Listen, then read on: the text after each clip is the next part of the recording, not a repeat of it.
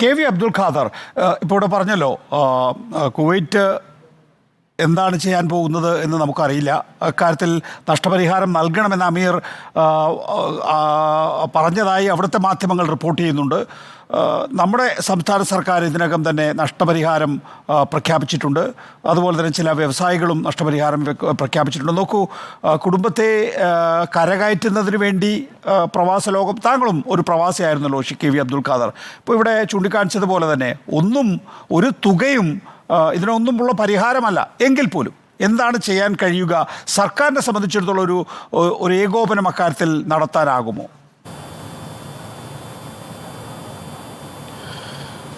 സംസ്ഥാന ഗവൺമെൻറ് ഈ ദുരന്തം അറിഞ്ഞ ഉടനെ തന്നെ ഒട്ടും വൈകാതെ 5 ലക്ഷം രൂപ മരണപ്പെട്ട ഓരോ വ്യക്തിയുടെയും കുടുംബത്തിന് പ്രഖ്യാപിച്ചു കഴിഞ്ഞു.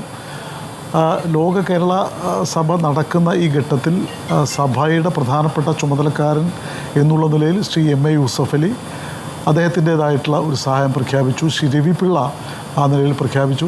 ഇതൊക്കെ മാതൃകാപരമായിട്ടുള്ള കാര്യമാണ്.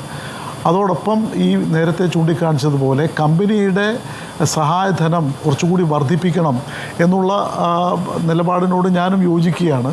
കാരണം ഇത്ര വലിയ ഒരു ദുരന്തം ഉണ്ടായ സാഹചര്യത്തിൽ ഒരു വലിയ കമ്പനിയാണ്, വലിയ സാധ്യതയുള്ള ഒരു കമ്പനിയാണ്.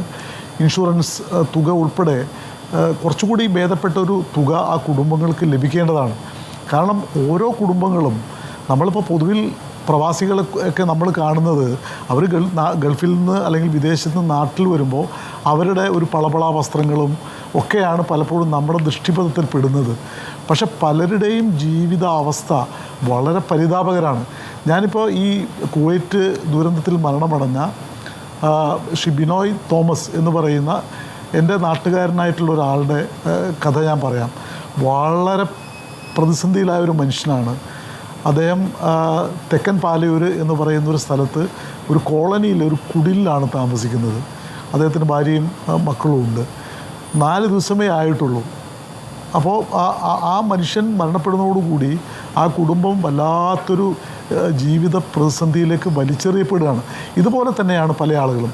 അതുകൊണ്ട് ഒരാളുടെയും ജീവിതത്തിന് പകരമാവില്ല ഈ സഹായധനങ്ങളൊന്നും എന്ന് നമുക്കറിയാം. പക്ഷേ എത്ര കൂടുതൽ കിട്ടുന്നോ, എത്ര കിട്ടിയാലും അത് അധികമാവില്ലെന്നാണ് ഞാൻ കരുതുന്നത്.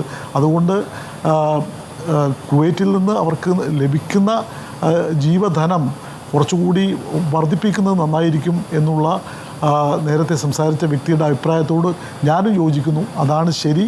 അതോടൊപ്പം കേന്ദ്ര ഗവൺമെൻറ്റിൻ്റെ ധനസഹായം 2 ലക്ഷം രൂപയാണ് പ്രഖ്യാപിച്ചതെന്ന് ഞാൻ അറിഞ്ഞു.